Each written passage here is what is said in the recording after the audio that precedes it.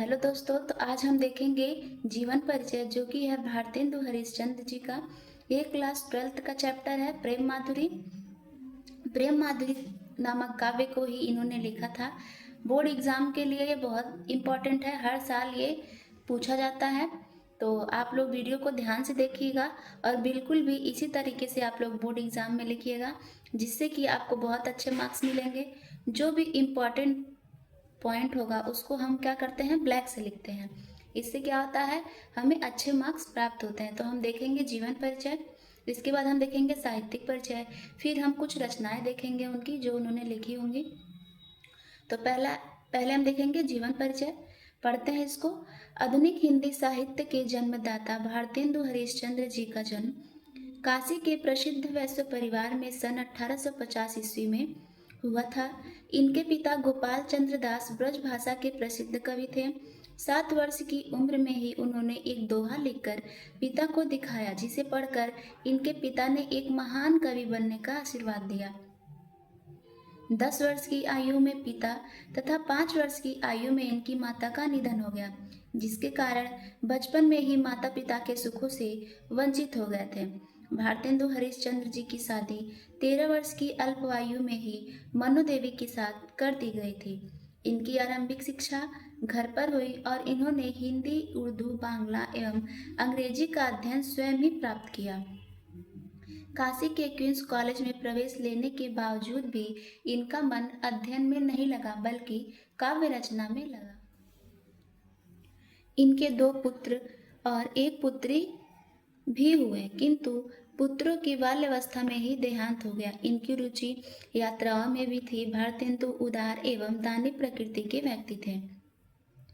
शोषण एवं वंचितों की आवाज को अपने साहित्य के माध्यम से उठाते रहे और मात्र 35 वर्ष की आयु में क्षय रोग से ग्रस्त होने के कारण 6 जनवरी 1885 ईस्वी को इनका देहांत हो गया। अब हम देखते हैं इनका साहित्यिक परिचय। जितना आप जीवन परिचय लिखते हैं उतना ही आपको साहित्यिक परिचय भी लिखना होता है। तो हम देखेंगे साहित्यिक परिचय। भारतेंदु के वृहद साहित्यिक योगदान के कारण ही 1857 से 1900 ईस्वी तक के काल को भारतेंदु युग के नाम से जाना जाता है।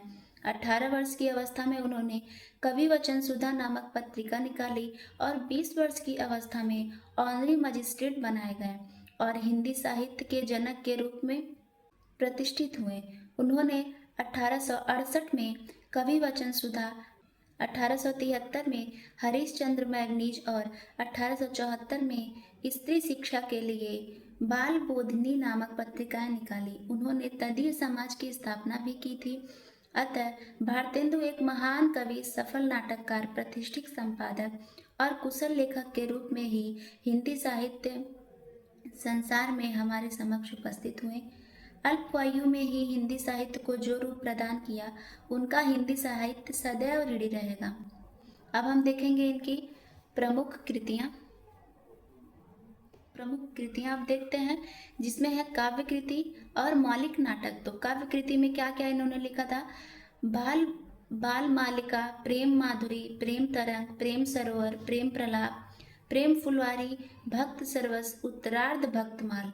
अब हम देखते हैं नाटक में क्या लिखा था इन्होंने। सत्य हरिश्चंद्र, श्री चंद्रावली, भारत दुर्दशा, अंधेरी नगरी, प्रेम जोगिनी, सती प्रताप, विशस विस्मौसथम आदि इनकी रचनाएं रही हैं। आप देखेंगे कि इनका जीवन कितना ही दुखदायक था। पहले तो बचपन में ही ये अपने माता पिता के सुखों से वंचित हो गए, फिर इनका विवाह हुआ, इनकी पत्नी का भी निधन हो गया, इनके 2 पुत्र हुए, इनके 2 पुत्रों का भी निधन हो गया, जिसके कारण इनका जीवन बहुत ही कष्टदायक व्यतीत हुआ। आई होप आपको वीडियो अच्छा लगा हो। तो लाइक करिएगा, चैनल को सब्सक्राइब करिएगा और कोई भी गलती हो, मिस्टेक हो, कोई सजेशन देना हो तो कमेंट बॉक्स में कमेंट जरूर करिएगा।